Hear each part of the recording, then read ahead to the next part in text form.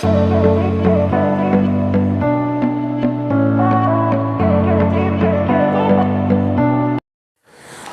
आज हम बात करेंगे स्टील स्टॉक्स के बारे में। तो अगर हम शेयर मार्केट में इन्वेस्टमेंट करते हैं और स्टील सेक्टर में इन्वेस्टमेंट करते हैं तो आमतौर पे हमारे पास दो ऐसी कंपनीज हैं जो काफ़ी बड़ी कंपनीज हैं स्टील में। एक तो है सेल और एक है टाटा स्टील। ये दो कंपनीज काफ़ी बड़ी कंपनीज हैं स्टील में। ऑल दो और भी कंपनी है जैसे JSW स्टील्स, इवन इसके अलावा भी कई कंपनीज हैं जो स्टील में बिजनेस करती है। बट अब हम इसके बारे में बात करते हैं कि स्टील के जो स्टॉक की प्राइसेस है वो किस तरीके से चेंज होती है। और कई लोगों का ये भी सोचना है कि ऐसा क्या हुआ कुछ टाइम पहले कि स्टील की स्टॉक प्राइसेस बहुत बढ़ गई फिर एकदम से फॉल कर गई। तो हम स्टील के स्टॉक के बारे में आपको डिटेल इन्फॉर्मेशन इस वीडियो में देंगे। देखिए, सबसे पहली बात स्टील के अगर हम बारे में बात करें तो स्टील का यूज़ इंडिया में बहुत ज़्यादा होता है क्योंकि इंडिया एक डेवलपिंग कंट्री है। डेवलपिंग कंट्री है तो हाईवेज ब्रिजेस वगैरह बनते रहते हैं तो स्टील का कंजम्पशन होता है। टाटा स्टील और सेल इंडियन गवर्नमेंट के बहुत सारे प्रोजेक्ट्स में स्टील सप्लाई करती है, रेलवेज़ को सप्लाई करती है, ब्रिजेस वगैरह में करती है। तो बहुत ज़्यादा कंस्ट्रक्शन एक्टिविटीज़ में इनका स्टील यूज़ होता है और बाकी भी जगह होता है। अब बात ये करते हैं कि ऐसा क्या होता है कि कभी कभी स्टील का प्राइस एकदम से स्टॉक प्राइस बढ़ जाता है स्टील का। जैसे आपने देखा होगा कि टाटा स्टील और सेल का स्टॉक प्राइस काफ़ी बढ़ गया था एक टाइम पे। तो इसका कारण है कि स्टील की जो वैल्यू है वो इंटरनेशनल मार्केट में काफ़ी ज़्यादा राइज हो गई थी। कोविड में इकोनॉमिकल एक्टिविटीज़ काफ़ी कम हो गई थी। जैसे कोविड के लॉकडाउन खुले तो इकोनॉमिक एक्टिविटी बढ़ने की वजह से हुआ ये कि स्टील की डिमांड एकदम से बढ़ गई थी और सप्लाई स्टील की कम थी क्योंकि कोविड में काफ़ी सारे लॉकडाउन्स थे। तो सप्लाई कम होने से और डिमांड के बढ़ जाने से एक तरीके से स्टील का प्राइस बहुत ज़्यादा बढ़ गया था। अब जैसे ही स्टील का प्राइस बढ़ता है वैसे ही कंपनीज़ के स्टॉक्स की वैल्यू बढ़ती है क्योंकि जैसे ही प्राइस बढ़ेगा तो कंपनी अब ज़्यादा प्रॉफिट अर्न कर पाएंगी। तो उस टाइम में अगर आप देखें तो सेल ने या फिर टाटा स्टील ने काफ़ी ज़्यादा प्रॉफिट अर्न किए उस ड्यूरेशन में जब स्टील के प्राइस बढ़ गए थे। बट जब हम बात करते हैं स्टील के प्राइस के बढ़ने की तो एक साइक्लिक प्रोसेस है क्योंकि एकदम से कभी कभार इकोनॉमी में बूम आता है तो स्टील का कंजम्पशन बढ़ जाता है। खैर यहाँ तो जो हुआ था वो कोविड के लॉकडाउन खुलने से एकदम से स्टील का कंजम्पशन एकदम से बढ़ गया था प्रोजेक्ट्स वगैरह के आने से नए नए।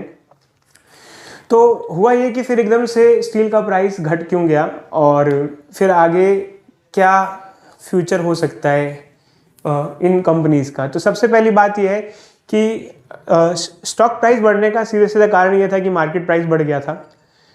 अब ज़रूरी नहीं है कि मार्केट प्राइस बढ़ जाए तो हमेशा प्रॉफिट हो ही हो। अभी जैसे हम बात करें तो आजकल के टाइम में स्टील का प्राइस थोड़ा सा डाउन हो चुका है। अब जो स्टील का प्राइस है वो थोड़ा सा डाउन हो चुका है।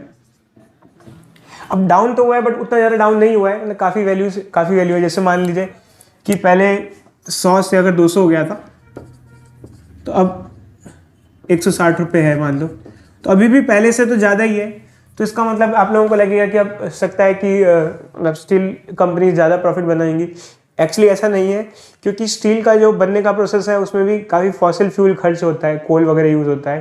तो कहने का मतलब यह है कि स्टील का प्राइस तो बढ़ रहा है, मतलब कंपनी को ज़्यादा रेवेन्यू तो आ रहा है बट कंपनी का पैसा भी बहुत सारा जा रहा है क्योंकि उसको जो रॉ मटेरियल परचेज करना है वो महंगा हो चुका है।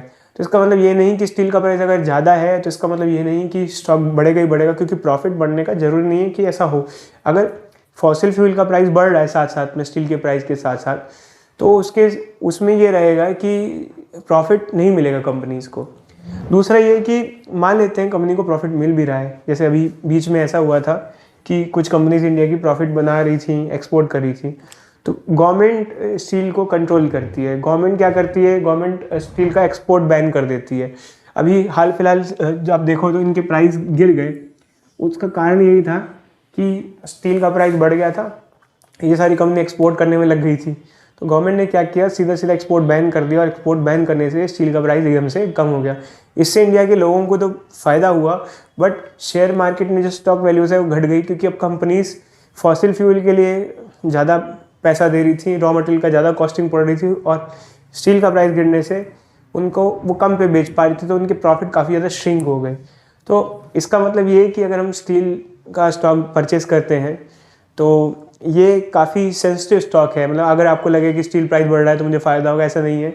कई बार स्टील का भाव बढ़ने से गवर्नमेंट इसको कंट्रोल करने लग जाती है। तो गवर्नमेंट कंट्रोल का मतलब ये है गवर्नमेंट उसको ट्राई करती है कि गवर्नमेंट कैसे ना कैसे एक्सपोर्ट बैन कर दें, कुछ बैन कर दें ताकि स्टील का प्राइस कम हो जाए। तो अगर आप इसमें इन्वेस्टमेंट करते हो तो ट्राई यही करो कि लो वैल्यूज़ पे आप खरीदो और हाई वैल्यूज़ पे बेचो, और उसके लिए आपको अपनी स्टडी करनी पड़ेगी। बट इसमें थोड़ा ध्यान रखने की ज़रूरत यही है कि जैसे ही हुआ ये कि लोगों ने शेयर खरीदे और उनके शेयर के दाम काफ़ी बढ़ गए थे, फिर जैसे ही बढ़ गए तो गवर्नमेंट को लगा स्टील प्राइस बढ़ गया है, तो उन्होंने एकदम से क्या कि एक्सपोर्ट बैन कर दिया, तो शेयर धड़ाम हो गया। तो ये चीज़ें आपको इसमें जानने की बहुत ज़्यादा ज़रूरत है और आप ध्यान से इन्वेस्टमेंट करें। अगर आपको ये वीडियो अच्छे लगे तो इस चैनल को लाइक करें, सब्सक्राइब करें और मेरी बाकी की वीडियोस आप देख सकते हैं।